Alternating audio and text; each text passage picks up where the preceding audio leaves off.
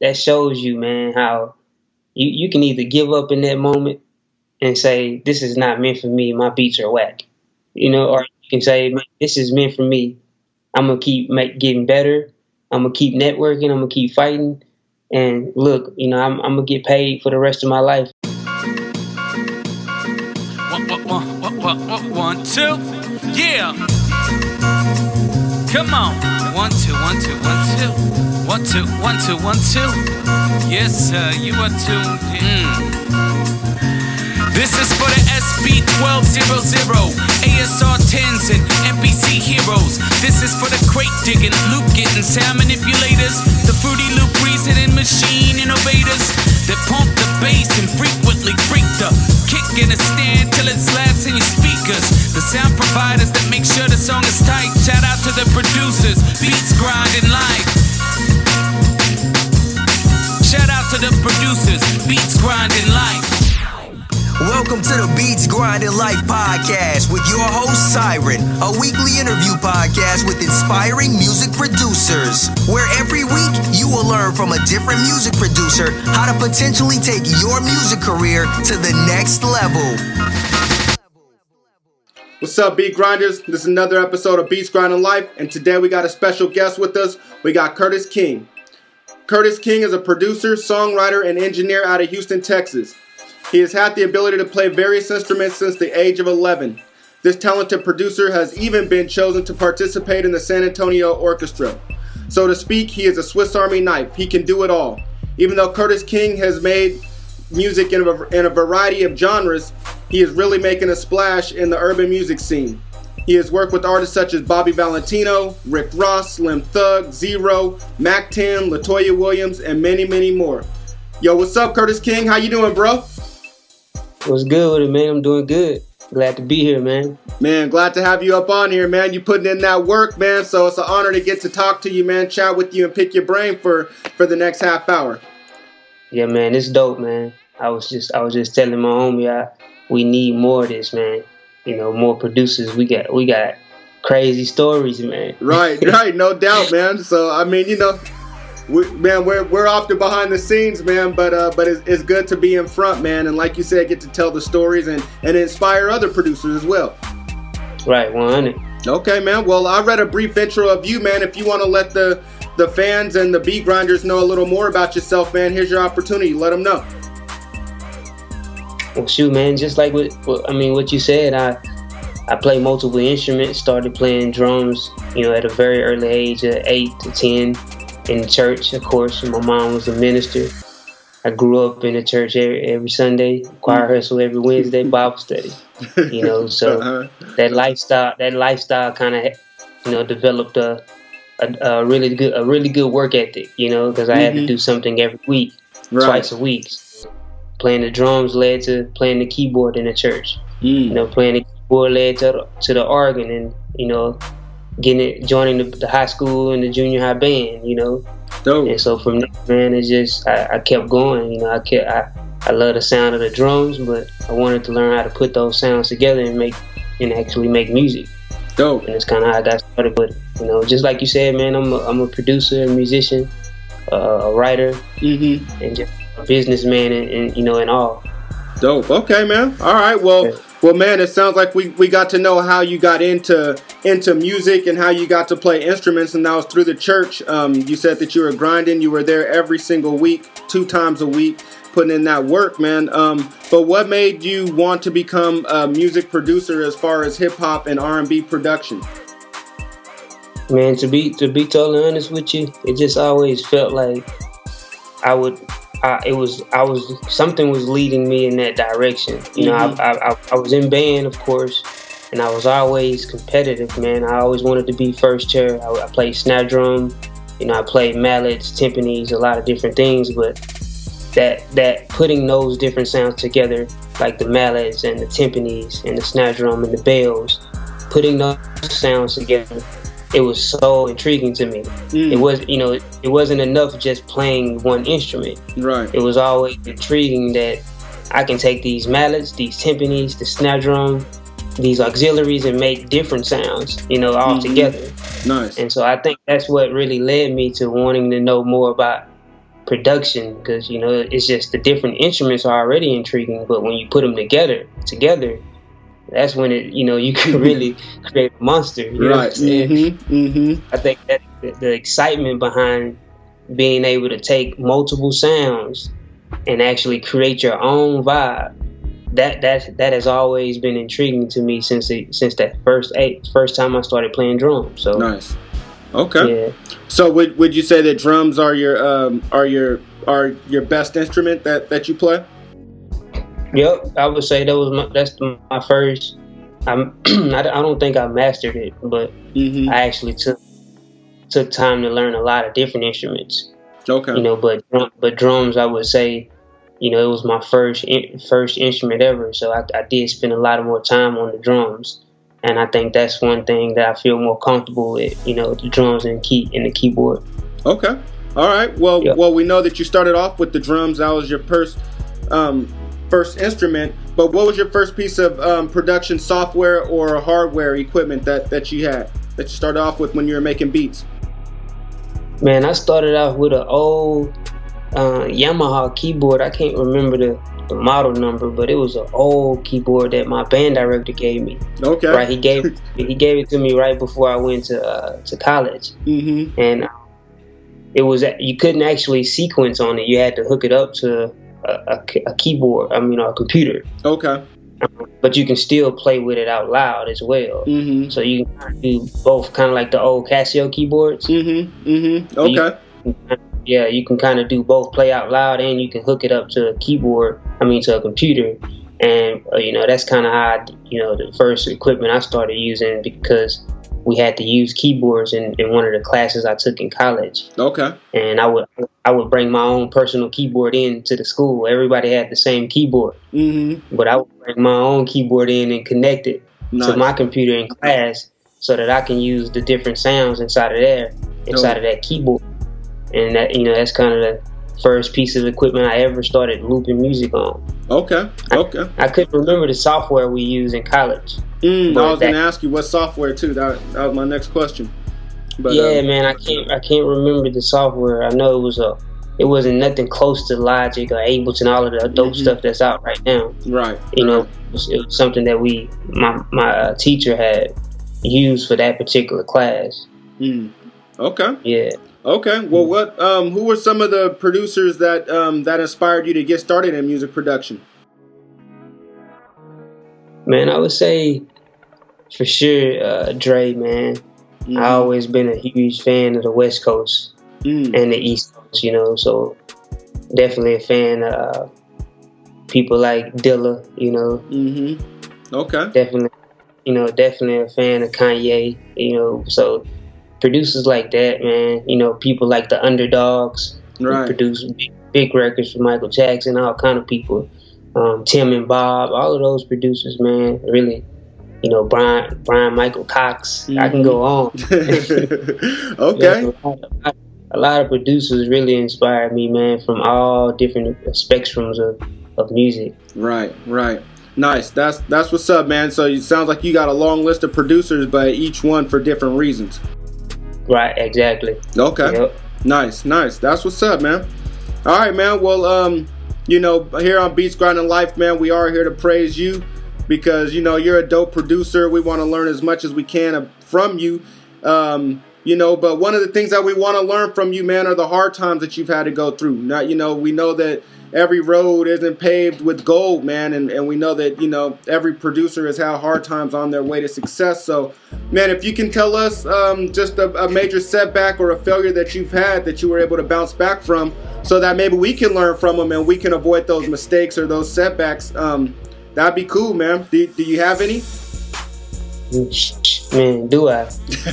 Man, I got plenty, but one that stands out the most like a sore thumb, man. It's just it gets me every time I think about it. I'm over it now, but it actually helped me grow so much, man, because I lost the most money I've ever lost, and since I've been in this game.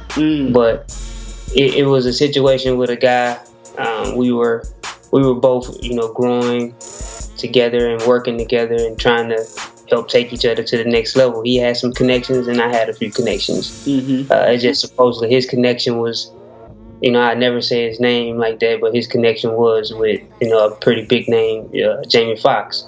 And, he called me out of the blue one day, after us building for about a year or two, called me out of the blues, told me that he had a track, one of the tracks I sent him, he had a girl that really loves it, and he's about to make some moves with it, but he needed me to send him the files. Okay. I was already a little nervous, like, man, I'm not going to send this dude my files, man. I know I rock with you, but, man, I don't know, man. You got to send me a little something to let me know that we're good. And he was like, man, what if I just send you a couple hundred right now, so in good faith that I'm about to close this deal. Well, long story short, I sent the tracks, man, because I didn't want to miss any opportunities. I'm young in the game still. I'm, my early 20s. Right. And I didn't want to miss any opportunities. And I knew he was well connected with Jamie Foxx and a lot of other people in California. But he ended up selling the beat to the girl for over 20-something grand. What? And, and never giving me any publishing. He took credit for the whole instrumental. He copyrighted the material, so that he can show ownership of the actual song. When I tried to reach out to my lawyer, we tried to fight it. We actually got a hold to the daughter's dad, which was a huge celebrity at the time. He's a huge basketball player. And we still got a hold to him. And he told us flat out, man, we don't know who Curtis is. Curtis, as far as we know, is we paid this particular guy, over 20-something thousand to deliver the song, to, bring the full song to the studio with all the tracks. And he did his job. So, at that point, since the song was copyrighted by him, there was nothing that I could do at that point. But I found out through the guy himself that how he paid this particular person over 20-something thousand to get this song accomplished. Damn. And only gave me a couple $100 and never picked up his phone after that. So I think that was one of the worst things I've been through, because it showed me that not everybody that say that they're out to help you are really out to help you. Right. They're getting closer to you, and they see that you're gullible in a way, and you're just excited about being a part of the industry. They're going to use their power and their connects to get over you as much as they can. If they're that type of people, and unfortunately we have a lot of that in the industry. Right. So you have be with a strong team and develop your own relationships and, build from there. But yeah, I think that would be one of the worst things, hardest things I had to overcome. Yeah, man, that sounds like a nightmare, man. That sounds like, the one thing that all producers listening right now would never want to happen. That's like the worst situation that could ever happen. You work hard on this music, and then somebody else take it and claim all the rights and say that it's theirs, like you said, copyrighted. And man, I'm sorry to drag you down that road, man. You look kind of sad just talking about it, but but it still hits me, man. It still hits me. Oh, what I'm saying? I bet, it's man. Crazy. You'll never forget stuff like that, man. But it also makes me passionate about helping my brothers, the people that I'm close to, right? And even people that I come in contact with. If you want to know something about the industry, I'm gonna share it with you. Right. If you think that you're doing something that you shouldn't be doing, or you need some assistance on paperwork, on split sheets, royalties, man, I make sure I'm an open book, because I don't ever want anybody to go through what I went through or feel how I feel, because you'll never forget that. So it causes you to become a lot stronger, though. Right. And you question everything. You watch everybody. You lose that amount of money, after you didn't work hard and slaved over something, man. It leaves a sour spot, man. Right. Yeah, I bet, man. Well, that's good that you turn that negative into a positive, and you're out here trying to help other producers avoid the pitfalls, man. That's right. What's up, man. Because you could easily be like, well, shit, it's just that's just growing pains. That's what every producer got to go through. I went through it, and so do you. But you're not doing that. You're definitely helping producers avoid that. So that's what's up, man. That's cool, bro. Yeah. Real talk. Man, I mean, you don't got to name any names or anything. I just want to know, is that person that took it from you, is he a well-known person within the industry? Man, I would say no, because he had been trying to be an artist, and he was trying to do all of this. He started a clothing line, and and I think he had a deal with Jamie Foxx for a while. And as far as I know now, he lost his deal. Okay. I haven't heard any new music out or anything, so right. I would say that he's still just grinding and trying to use the relationships he have to sleeve his way into any situation he can. Right. Yeah. Do it to the next person. But yeah, it was a hard lesson, man. But at least he's out of your life, man. At least you don't got to deal with him no more. And it took it. It was a hard lesson to learn, but man, hey, he's out of your life, and hopefully you won't run into nobody else like that. So, all right, man. Well, exactly. Well, man, like I said, I hate to drag you down that road, man. We can definitely lighten up the mood a little bit here with these next few questions. So, it's all knowledge. Yeah, man. Let's hop on the other side of the tracks, man. What is the most what moment in your career would you consider the greatest achievement? What's the crowning moment that you've had thus far in your career? Man, it's been, and I was just talking to a friend about how crazy my journey has been. But I think I would say, getting a song with Slim Thug. I'm from Houston. I'm from Texas. Mm-hmm. Slim Thug is like one of the the biggest rappers out here in Texas, right. But next to people like Bun B, Pimp C, right. Rest in peace, Pimp. So I had relationships with those people, growing up, mm-hmm. And it was like Slim.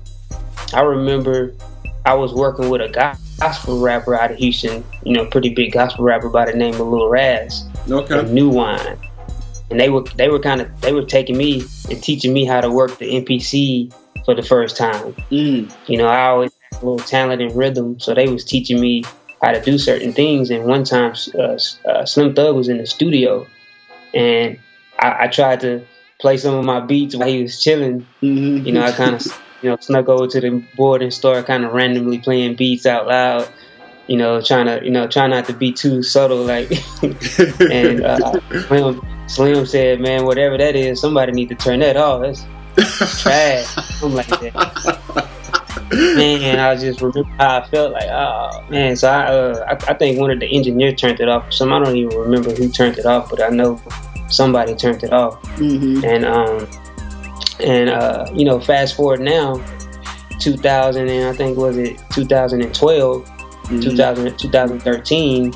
I ended up making a hit with him and Zero. Nice. And mm-hmm. one of the biggest records in Houston. It's called Summertime. Nice. And mm-hmm. I co-produced it with two other producers. I did all the music. They did the drums. Mm-hmm. And it to me is that shows you, man, how you can either give up in that moment and say, this is not meant for me. My beats are whack. Right. Or right. you can say, this is meant for me. I'm gonna keep getting better. I'm gonna keep networking. I'm gonna keep fighting. And look, I'm gonna get paid for the rest of my life off of a song that I did, after I got fired from my job. Mm-hmm. I just went back to my apartment and started creating, with I think 3 beats in, I created Summertime, one of the biggest records in Houston. Dope. And so I think that's one of the biggest accomplishments to me, because it shows me that you can do anything. Right. Just gotta stay consistent. Yeah, man. That Summertime is a jam, man. I heard it earlier today before the interview, man. Damn, man, that's a great story, man. Once again, another good story right there, and a story of perseverance. You know, like you said, you could have easily gave up, you know, when Slim Thug told you, you know, to turn your music off, you know, but it sounds like it inspired you and made you work even harder and grind harder, and that's what's up, bro. Man, that's man, I appreciate it.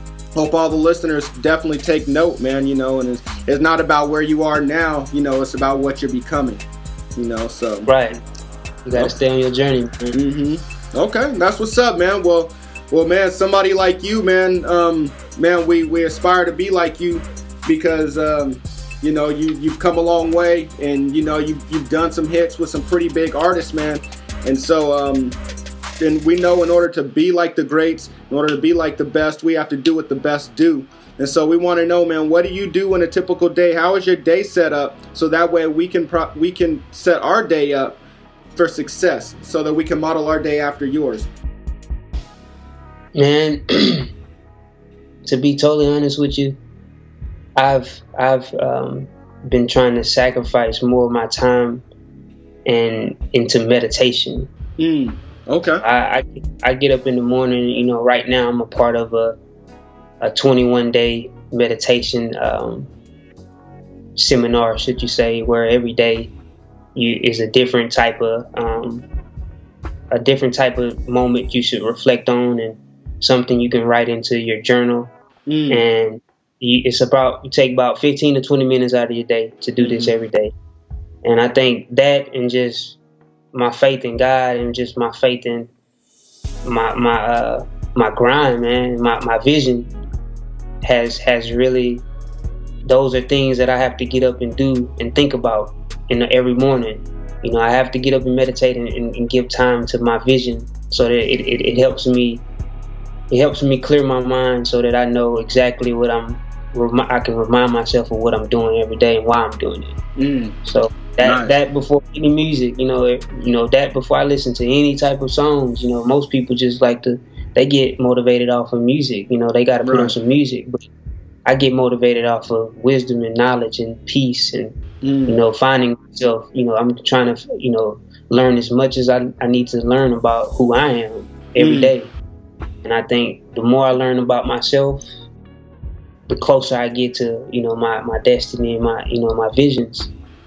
That's what's up, man. That's what's up. So you're self-reflecting. I mean, you're making sure that you're right inside, you know, and then you're gonna project that out, you know, to be the best that you can.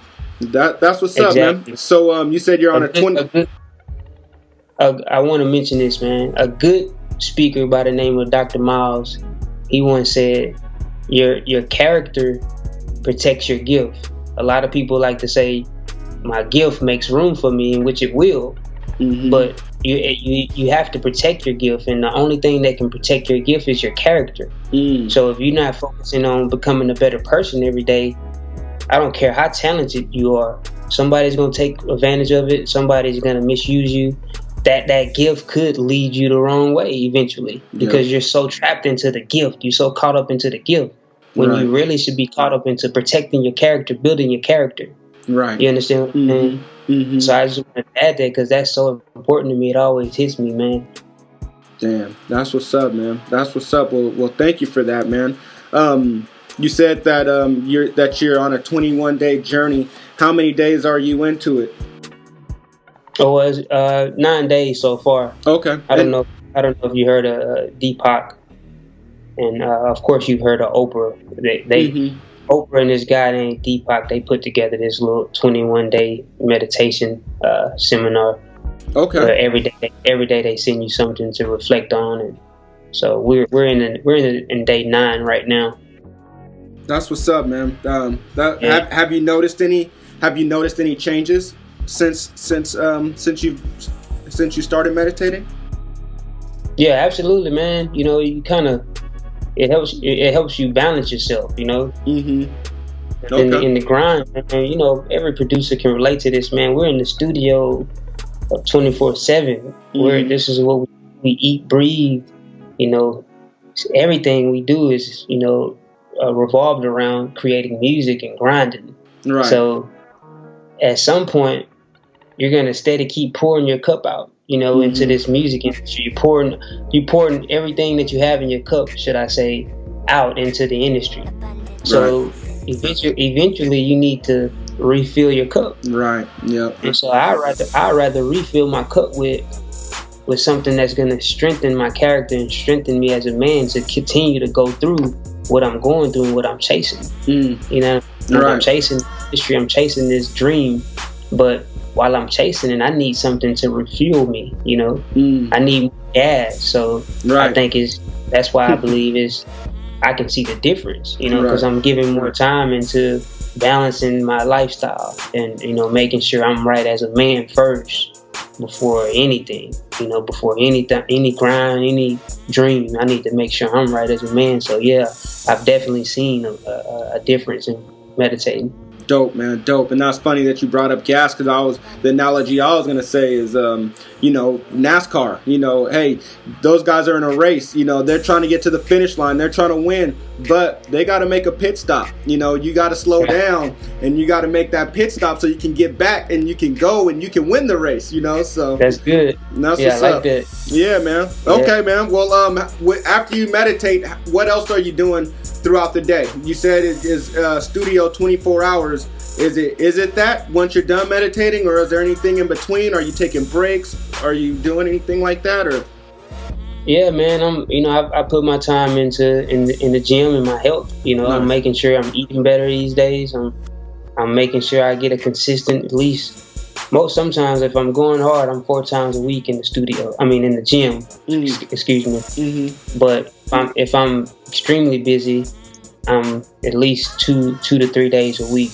You know, I'm trying to make sure I'm getting in there, because that's a big part of, you know, the reason why I can continue to, you know, chase this dream. You know, you got to make sure you're right, body right, all of it. Because eventually, like you just said, you know, if we're NASCAR and we're going this fast, we're gonna have to slow down and refuel. Yep. What's the point of being successful if you're fat, sick, and nearly dead? You know, so you know, like you said, man, we got to definitely take care of ourselves. I'm glad you brought that up, man, because not a lot of producers do on this show bring that up, but it's so important. You know, I mean, we're in the studio and we're drinking Red Bull, we're eating takeout and whatever. You know, that's eventually going to catch up with us, and just sitting down, not exercising, that's definitely going to catch up. You know. So I'm glad that you're taking steps to change that. You know I am for sure.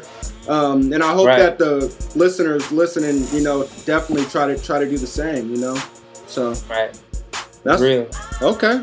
All right, man. Well, this next portion of the interview, man, I like to call In the Studio. All the beat grinders listening, we would love to be in the studio with you just to see what you do, because I mean, you're a talented guy that plays multiple instruments, and we know what kind of beats that you make, but we can't, man. I'm in Portland, you're in Texas, can't make that happen right now. But the next best thing is this portion of the interview. So I want to know, man, what do you do when you first get in the studio? Do you have a set ritual? Is there anything that you do before you start crafting a beat? Man, it seems like it changes every other day, or it changes depending on the mood I'm in. Sometimes I like to come in and listen to some music, some hit records. You know, try to figure out what other people are doing, people that are making top 40 records, you know, Billboard records. I try to go study those people and, you know, get inspired off of what they're doing. Right. You know, and some days I just like to come in and listen to some or watch some visuals, some videos. Videos extremely inspires me. So that's about it, man. You know, there's no, you know, set thing I do every day. It's just, it really depends on the mood I'm in, you know. Okay. All right, man. What's a not so secret that you have up in that studio? What's that secret mojo that you got up in there? Man, when I'm looking around my studio now, I think everything I got, everybody has. You know what I'm saying? From the King machine, the Apollo, you know, KRK speakers. I got a MIDI keyboard. You know, I got a micro chord, analog keyboard. You know, that I've been using lately. But I just think my secret is just me trying to be me. You know, and just trying.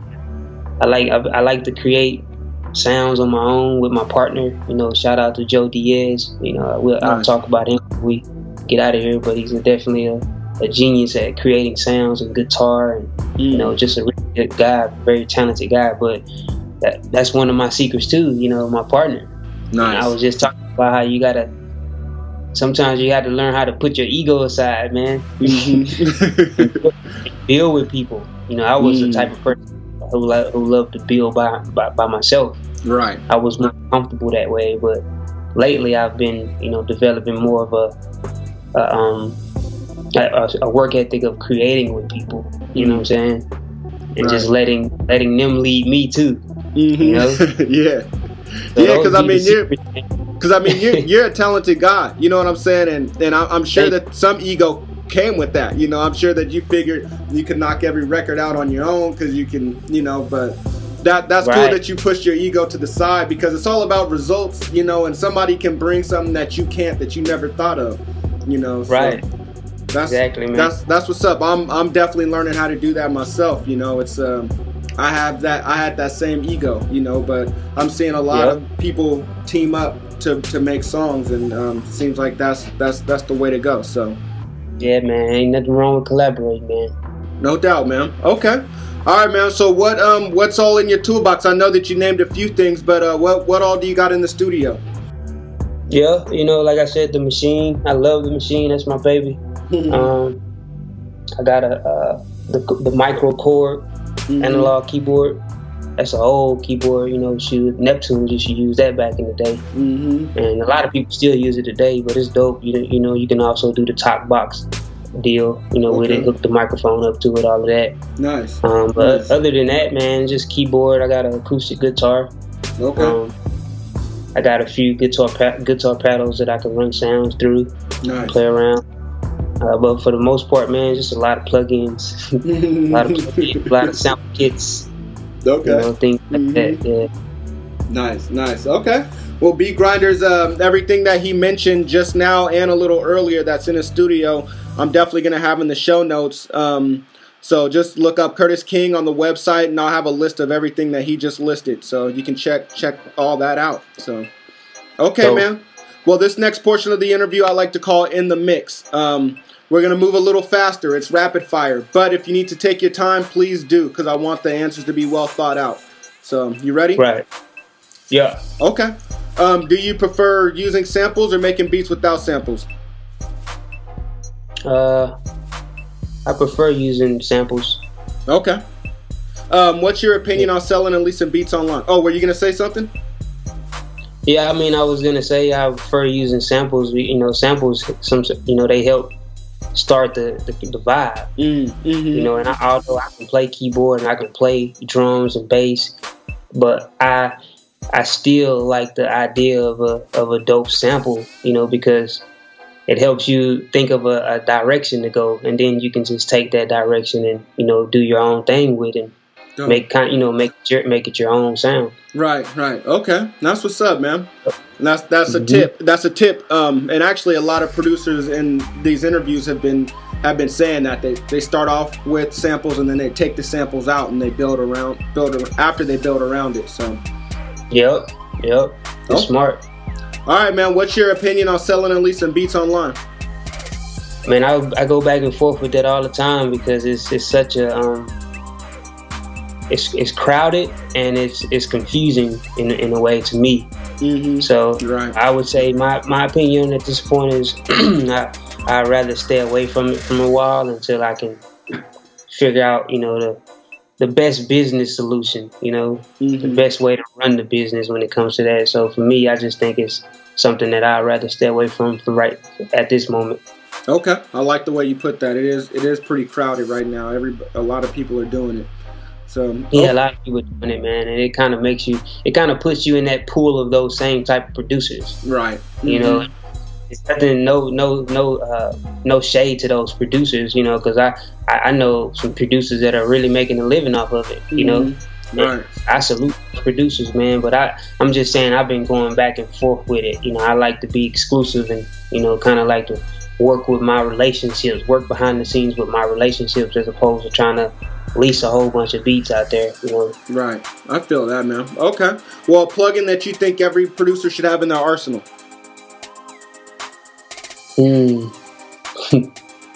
Man, I would say that Omnisphere. Okay. Omnisphere is like it's an all-in-one beast. Yeah. You know what I'm saying? Mm-hmm. You got a whole bunch of different toys to play with within the plug-in. Right. So, you know, amongst everything that you can get out there, at least having that's kind of like having one of the dopest keyboards in the studio. Everybody got that keyboard. You know? Yep. And so, all right, man, that's a plug-in that probably has been named the most on this show. Everybody says Omnisphere. So producers, if beat grinders, if you don't got it, you need to get it. You need to save up because it's well worth it. So yep. Okay. An internet resource that you think every producer should have. That's either a website or app. You say? Can you repeat that? I'm sorry. Yeah, I didn't word it right. My bad. Internet resource that every producer should either be on or be looking at frequently. That's a website or an app. Man, I would say iStandard. Right nice. Now, iStandard. And are you just asking me to name one or? Man, you can name as many as you want. I mean, because, you know, this is your interview, and this interview is to help out me and all the other producers listening. So whatever you think is going to help out, man. Yeah, well, shoot, man, I would definitely say iStandard, you know, and the Machine website, you know, to sell. It's a website for machinemasters.com. Nice. For sample kits, you can go download, purchase sample kits, and, you know, you can go kind of get updated on the different samples that are coming out every Friday. And, you know, they got tutorial videos, they got videos of producers, you know, showcasing the samples so that you can see what you're actually getting in the kits. You know, and it's a dope site to me because it keeps you updated on some fresh sounds, you know? Okay. Yeah. Nice. Well, man, shout out to iStandard and Machine Masters, man. I know I'm definitely, iStandard has helped me out so much, and Machine Masters as well. So that's what's up. Yeah. Yep. Okay. All right. Do you is there a book that you think every producer should read? And that's it could be a book about music, or it could be a book about anything else, about life, or even a comedy or whatever. Man, I got a lot of different books of self-motivating books and books about business, but one book that stands out the most is The Alchemist. Nice. Yeah, and that book it does something for me because it's, like I said, it's, you know, I'm into learning more about me and who I am and why I'm here. I'm into those type of things, and so I think The Alchemist kind of breaks that down in a way. You know, we're all on the journey. Yep. And we're all trying to find some sort of treasure. And our treasure is kind of like our dream, you know, where we see ourselves. So it's one of those type of books, man. So I definitely think people should read that because it's all about learning yourself, man, as you're grinding. So definitely, man, definitely. That book has been mentioned on here a few times. I know it's definitely personally one of my favorites. And man, you know, like you said, it's about the journey. You know, I love that story because for a minute he forgot what he was on his journey for, you know, and went back and you know, and it's great. I see myself in it. You know, I'm sure you see yourself in it. So, you know, that's what's up. Good book, man. Yeah, it is. Yes, okay. Sir. All right, man. Well, I want you to imagine that you're at Mount Rushmore. We have wiped all the faces off of there. No more presidents. We're putting producers up there. But you have been given the duty to put 4 producers up on Mount Rushmore. Who's going up on there? Man, you would do some stuff like that. That was one of the questions I was trying to be prepared for too. Right. Yeah, we were breezing right along, huh? And then I had to throw this one in. Right. Man, honestly, I gotta put Dre up there, Dr. Dre. Uh-huh. And it's for so many reasons. But I would say Dre. I would say the Underdogs. I would say Timbaland.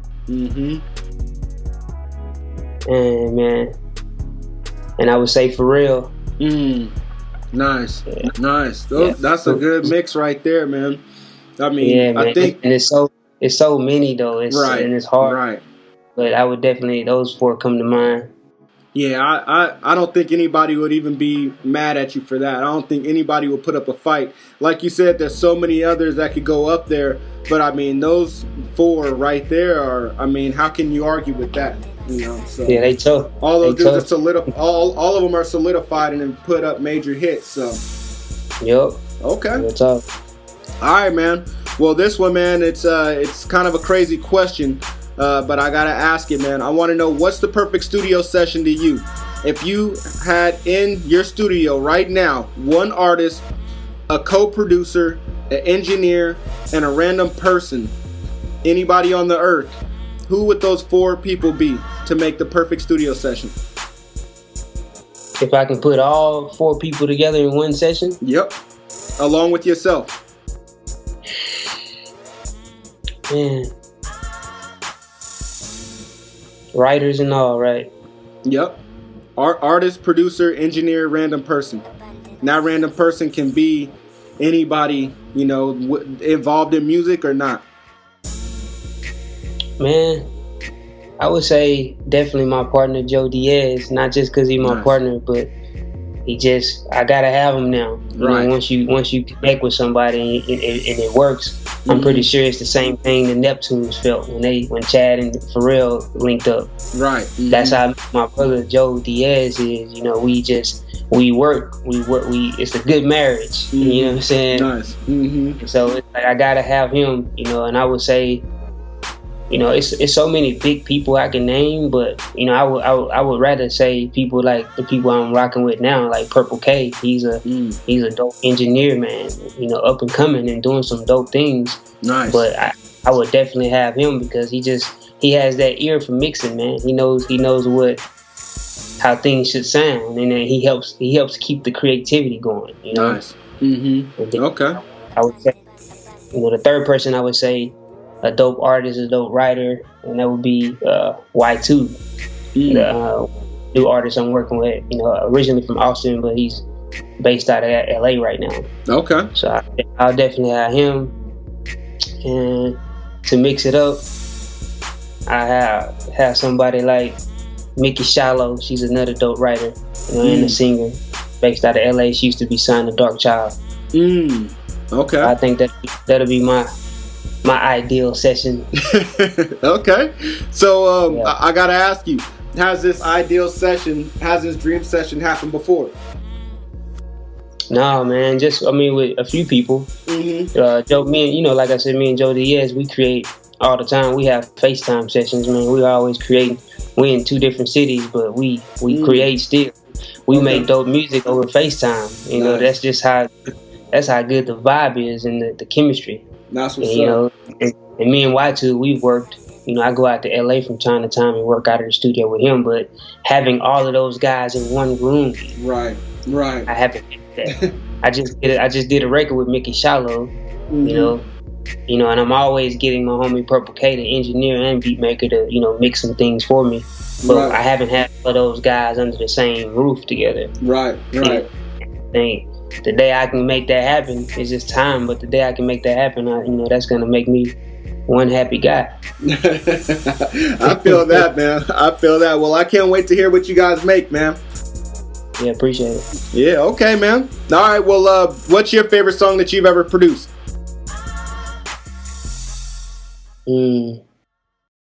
Got so many favorites. It's a good question, man. I would say Like Her by Rick Ross and Bobby Valentino, because it was another big part of my career and my journey, something I never forget. The record was already created by me and my partner at the time, and still my best friend, and we still work together, but Mr. Gray, JG, he's a dope writer as well and a dope rapper, artist, musician. But he actually, me and him actually came up with the hook way years before Rick Ross and Bobby Valentino hopped on the record. Way before I even knew Bobby Valentino, the idea of the record was done. Wow! And it just so happened, me building my relationship with my brother in Miami. Shouts out to Damian Clark. He was the kind of like a road manager for Bobby Valentino, and he actually took the idea, gave me a chance to play the beat for Bobby, and Bobby loved it. Bobby heard me and my homie doing the hook concept on the beat, and the beat was already probably about 2 years old. So happened when we played for Bobby with that hook concept, Bobby loved it, and he took the whole concept and made it his own. Wow. And from there, it got in the hands of Rick Ross's Artist magazine at the time. Mack magazine was signed to Rick Ross. Right. He's a Jamaican artist, and at the time, my brother Damian Clark, Dame Clark, he was managing magazine. Nice. So he actually put the beat with the Bobby Valentino hook in the hands of magazine. Magazine did it first, then he also put it in the hands of Rick Ross. Nice. And Rick Ross loved it, and before you know it, they were calling me saying Rick Ross is about to send you his vocals to that beat. Wow. And I'm like, what? Wow. Yeah, like, what? Really? I'm thinking, man, you playing. He's like, no, man, the engineer's about to call you, and they gonna send you all the Rick Ross's files, and they want you to put a mix together and beef up the beat. Because the beat was old, right. It was still jamming. Right. It was just an older beat. You can tell by the drums. So I kind of beefed it up a little bit, and they got the whole thing remixed with Rick Ross's engineer at the time in Miami. And from after that, they leaked it on the mixtape, and from there it was history. Man. It was history. Yeah, that's the dream come true. That's one of my favorites. Yeah, that was my favorite. Yeah, it's a dream come true, man. For real. I ain't never thought I had Rick Ross on the track. I'm still trying to get more tracks with him, but just hearing his vocals, and that's when Rick Ross was big. So me and my girl laughing at the time, because we can hear all his vocals, the dry vocals, right? And you can hear how hard he was breathing and shit. It's crazy, man. I got Rick Ross vocals, and he just laid this verse in his house, in his home studio. Wow. So it was, man. So I'd never forget that, man. One of my biggest records. Okay, that's what's up. I just heard that record earlier today, so I'm gonna go back after this interview and listen to it again with that story in mind. So that's what's up. It's a dope song too, man. Yeah, appreciate it, man. It never did, the numbers, man, but I just posted something about that.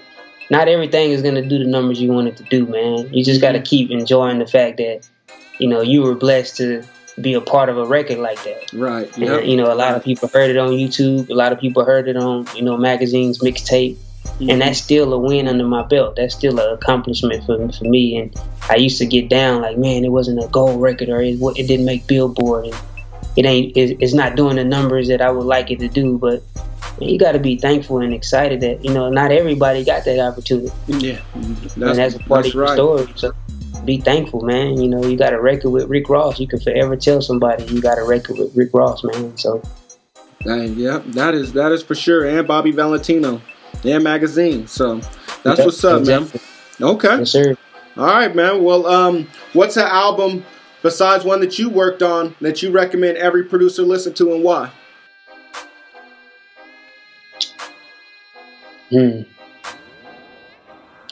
Honestly, man, I would say that Compton album, man, by Dre.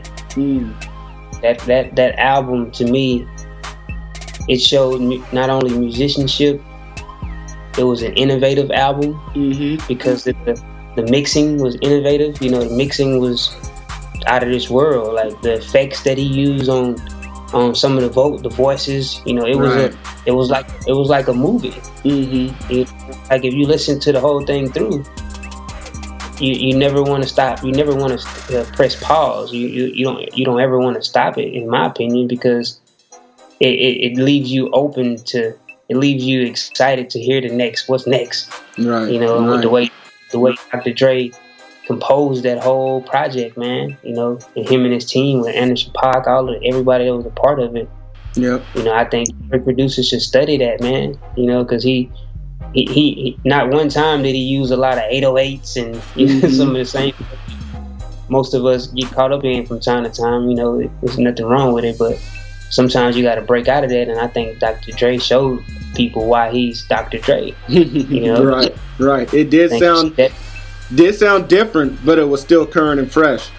You know, it was still current and fresh. Yeah. One thing I like about that album is the collaborative effort. You know, that was involved. You know, I mean, there wasn't one producer on one song. You know, there's at least 2 producers on every song, I believe. You know, and multiple writers. You know, multiple people on the songs. You know, it was definitely a team effort. You know, right. So that's why Dre. I feel like that's why he's where he's at now. You know, Dre been collaborating with Scott Storch for forever. Right. You know, so it's like he understands that, exactly what we were talking about earlier, man. Mm-hmm. It's nothing wrong with collaborating, and you know, it takes a team. Yep. Exactly, man. Well, thank you for that, man. And Beat Grinders, if you haven't heard Compton, which you need to do, I'll have the link on the website, so you can definitely check that out.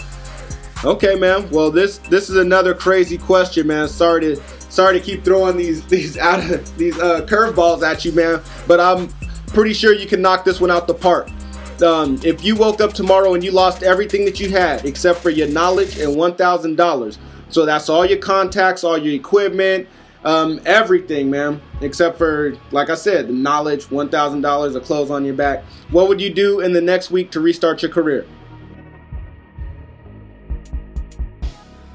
If I didn't have nothing at all but my knowledge and $1,000. Right. And when I say contacts, I mean, like, all those people are no longer existent. Pretty much you're on a different planet with just $1,000, your knowledge, and the will and determination to make it happen again. Man, I think the first thing everybody needs is some sort of laptop. Mm-hmm. You know, I think that's the first thing I'm gonna try my hardest to find, because if I'm on this planet by myself or whatever, the world has ended, I need something that's gonna keep me happy and keep me going, and that's music. Right. You know, so I would definitely find a way to give me a laptop and get it popping again. No doubt. Okay. So what you gonna do with the rest of the money, or are you gonna spend all of your money on the laptop? And to be honest, man, I'm probably gonna end up spending my money on that laptop and some sort of MIDI keyboard. Nice. You know what I'm saying? Mm-hmm. Yeah, something to keep me going. I feel like creating music, you know, there's always a way to make a little money, and if you can't make a little money, it's gonna always keep you inspired. Nice. Okay, that's what's up. I like that answer. Like you said, you know, either make you some little money or keep you inspired. I love both of those. So, okay. Right, exactly. All right, man. Well, what's the greatest piece of advice that you've ever received, and what advice do you have for all the beat grinders listening today? Man, I would say, number one, don't let your gift be the only thing that drives you. While you're grinding, let your character drive you. You know, get just as passionate about your character and learning yourself, because the more you learn more about yourself, if you're already gifted to do what you're doing, that's already a calling on your life for what you're doing. If you've made it this far and love it that much, you're supposed to be doing that. Right. So the more you learn about who you are as a man or a woman, that's going to get you closer to that dream. So be just as passionate about your character. And, you know, and a big thing is while you're grinding and learning yourself and trying to grow within this industry, know your business. You know, stop, you know, just doing things so fast without understanding where you can go, you know. And I feel like if you don't know the business, you don't really know how far you can go and where you can go and things you can do. So, you know, definitely take time to understand the business and get all your I's dotted and your T's crossed while you're grinding, or get around people that's going to teach you about the business. Those things are extremely important to me because I'm passionate about that, because I've lost so much. And not just because I've lost so much, I desire to be just as good of a businessman as I do a producer, a songwriter, and all of that. You know, I want to make sure I know more about business so that I can do good business, you know. And I feel like I want to change the way people do business in the music industry, and I'm a firm believer that, man, you can do good by people, and you know that plant that you're trying to grow is gonna forever grow, you know, because you're doing good, you're putting positivity out there. You're not out to get over people, you know. So that would be my advice, man, you know, and stay consistent in what you're doing, believe in what you're doing, have a vision. You know, you can't get anywhere without a vision. So that would definitely be my advice, man. Well, thank you for that, man. Really quick, you said surround yourself around people who can teach you the business, but are there any more resources that you can name off really quick where people can learn the business? Man, to be totally honest, that's a good question, because I don't really go to any websites or anything to learn about the business, man. Because I haven't personally found anything besides when I was in school, and that was years ago. You know, I went to audio engineering school back in Austin, Texas. Graduated and got a certificate in recording engineering and business. So I learned a lot in class in school, but the greatest lessons have been from jumping in the field and just meeting people and getting messed over. You know, just those were greatest lessons, you know, above anything that I could have learned in the book. Right. And I do still read, though. You know, I feel like books like, you know, the book that Timbaland put out, I would definitely pick that book up. Okay. You know, Timbaland dropped some jewels, and I don't know if you remember the book he put out. Oh yeah. But yeah, you know, he dropped a lot of jewels in that book, man, that really hit me. And the biggest one was his health. And after Aaliyah died, and how he started gaining all of that weight, and he sunk into depression, that was the biggest lesson, because he said that he would have never started making the music he was making with people like Justin Timberlake and you know, and making more music with Missy again if he wouldn't have focused on his health. He said he was so big and so unhealthy that he was never inspired. And he said a lot of people stray away from working out, but he's like, man, that was the biggest motivator, you know, the biggest thing that motivated me while I was in the studio, knowing that I'm living a healthy life and I'm getting in shape, you know. Wow. He said that changed his mindset. Right. And I held on to that, because I believe, man, like when you're not as healthy as you could be, it slows you down in a way. Right. Yep. Sure does, man. The mind and the body is definitely connected, you know. So yeah, if you want the best thought, if you want, you know, to be at maximum, I don't even know how to say it, but you know, if you want to make the best beats, you know, you got to be all around, you know, you know, so well-rounded. Exactly. Yeah, I couldn't even get it out, but thank you, man. Yeah. Hey, teamwork makes the dream work, right? No doubt. Okay. Yep. All right, man. Well, you know, that just about wraps up the interview, man. If you have any more words for the listeners, if you want to let them know any projects that you're working on, how you can be contacted, if you want to be contacted, or any last words, man, here's your opportunity. Yeah, man. I would say, please check out my homie Y2, man. He's a dope artist, dope producer. He already put out a mixtape Wayne 1, and it's already doing crazy numbers on Spotify, you know, social sites, and then, you know, he got a lot of major things going for him. He's just a genius at what he do, in my opinion, you know. And I think a lot of people are recognizing that now. But he's about to drop another mixtape Wayne 2 this month, and it's featuring me and my partner Organic Ways. Definitely go check out our sample kit. I definitely got to say something about that. Yeah. You know, we got our sample kit out. Organic Ways is titled Aquatic Soul, and you can pick that up on machinemasters.com. And we definitely put a lot of work into that project, and it's a unique sound. And you know, S1 has co-signed it, Cardiac has co-signed it.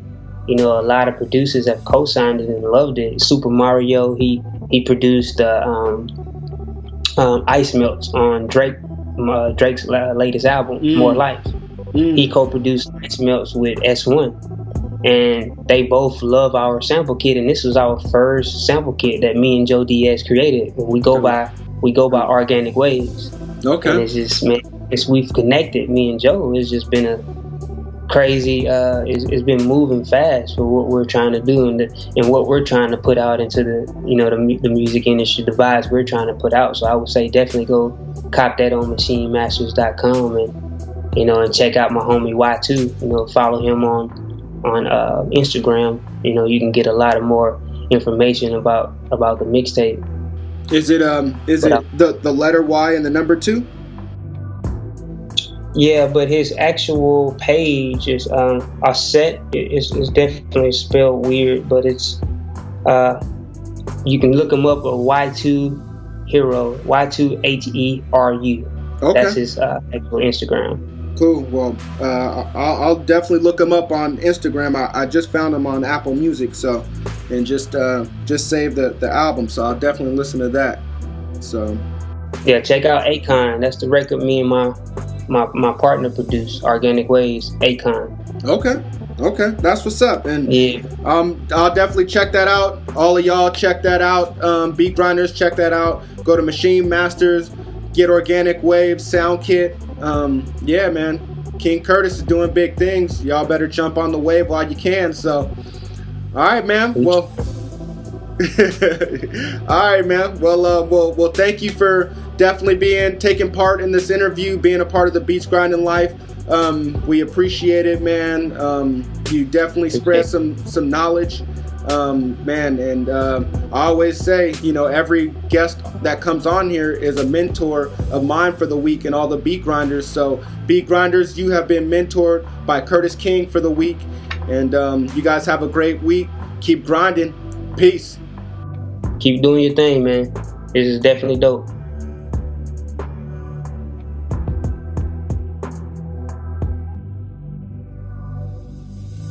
Here at Beats Grinding Life, we want to thank you for listening to another episode. We want to know, what were your biggest takeaways from this interview? Just go to beatsgrindinglife.com and leave a comment on this episode's show notes page.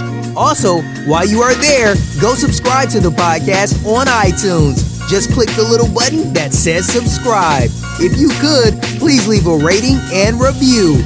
Rating and reviews are the best way to show your appreciation because it helps more people find out about the podcast. So until next week's episode, keep grinding.